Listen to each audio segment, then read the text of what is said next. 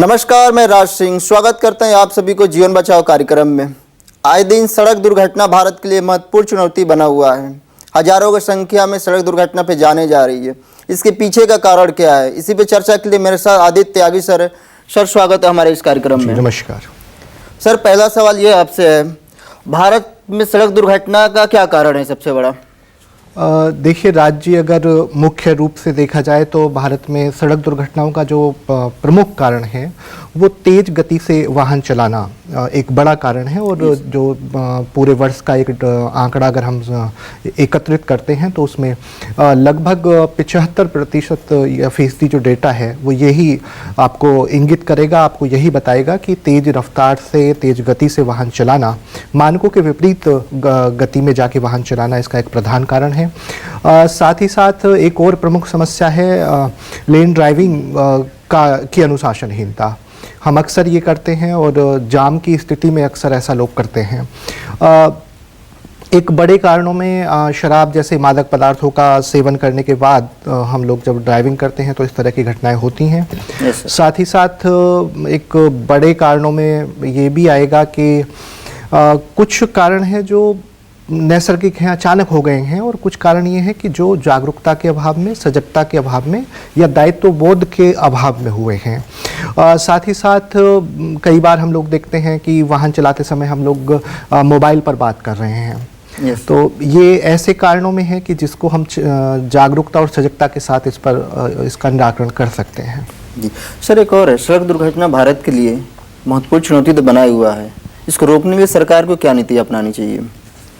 देखिए सरकार समय समय पर प्रयास करती है और बहुत सारे कानून हैं इस स्तर पर, लेकिन मुझे लगता है कि उन कानूनों का कठोरतापूर्वक उनका अनुपालन सुनिश्चित किया जाए, लोगों में उनके प्रति जागरूकता का भाव जगाया जाए, उन्हें प्रेरित किया जाए इसके लिए।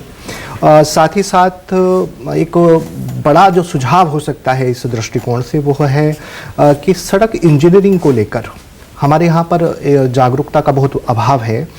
कई बार ऐसा होता है कि हम सड़क निर्माण में मानकों के विपरीत जाकर सड़क का निर्माण करते हैं और वो सड़क दुर्घटनाओं का बड़ा कारण बनती है। तो मुझे लगता है कि जब कानूनों की बात कर रहे हैं तो उस दृष्टिकोण से सड़क निर्माण में अगर इस तरह की कोई अनियमितता होती है तो आप ऐसी सजा का प्रावधान करें कि अगली बार ऐसा प्रयास न किया जा सके, ऐसा संभव न हो सके।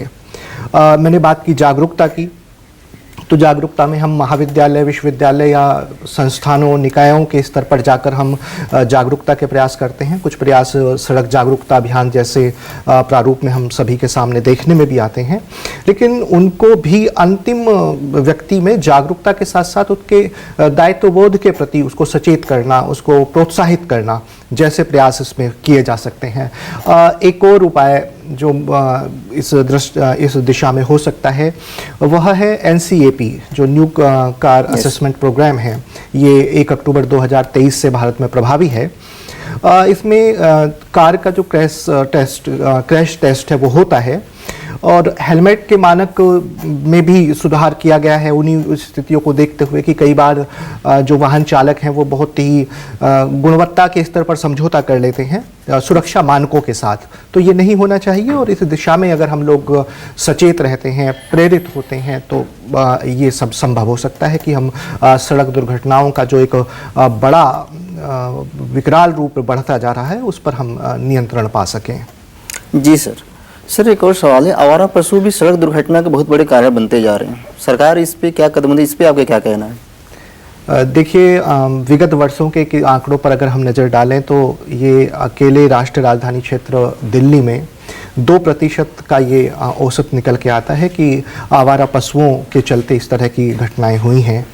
पूरे भारतीय परिप्रेक्ष्य में बात की जाए तो अकेले चेन्नई महानगर इस तरह की घटनाओं का साक्षी रहा है, जिसमें जो पूरे भारत का जो आंकड़ा है उसका लगभग 3% अकेले चेन्नई में घटित हुआ है। तो आंकड़ों के परिप्रेक्ष्य में अगर हम बात करें तो लगभग 58% सड़क दुर्घटनाएं आवारा कुत्तों की वजह से हुई हैं और 25% आवारा पशुओं की वजह से हुई हैं। कई बार होता है कि प्रदेश की कुछ नीतियां या प्रदेश की कुछ व्यवस्थाएं भी इस तरह के कारण उत्पन्न करती हैं। मैं खास तौर से अभी जो उत्तर प्रदेश में जो व्यवस्था हुई है उसका एक संकेत आपको देना चाहता हूँ कि हाल के कुछ वर्षों में गोवंश की संख्या में वृद्धि हुई है और वो सड़कों पर बड़ी मात्रा में देखा जा रहा है और एक बड़ा कारण बन रहा है सड़क दुर्घटनाओं का। Yes sir.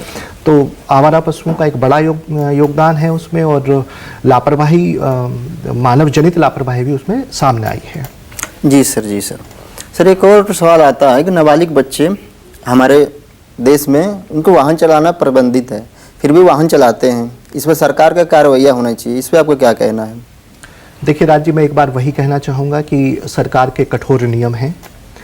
निश्चित तौर पे 3 साल की सज़ा का प्रावधान है, 25,000 रुपये जुर्माना का प्रावधान है, 1 वर्ष के लिए जो वाहन वो चला रहा है उस दुर्घटना के समय उसका लाइसेंस का निरस्तीकरण का प्रावधान है। लेकिन उसके बाद भी नाबालिग वाहन चलाते हैं, उनको मुझे नहीं लगता कि किन परिस्थितियों में ये अनुमति मिलती है।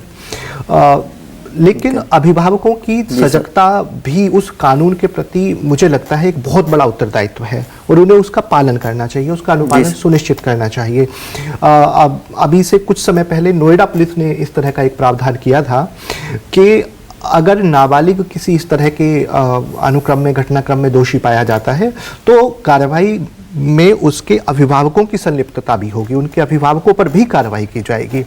तो ऐसे प्रयासों को जब कानून के उल्लंघन की मनोदशा उसमें आपको लगे, अभिभावकों की सजगता, उनको प्रेरित करके ये तय किया जाना चाहिए, सुनिश्चित किया जाना चाहिए कि हमारी नाबालिग पीढ़ी वाहन चलाने की अनुमति उसे न मिलने पाए किसी भी परिस्थिति में।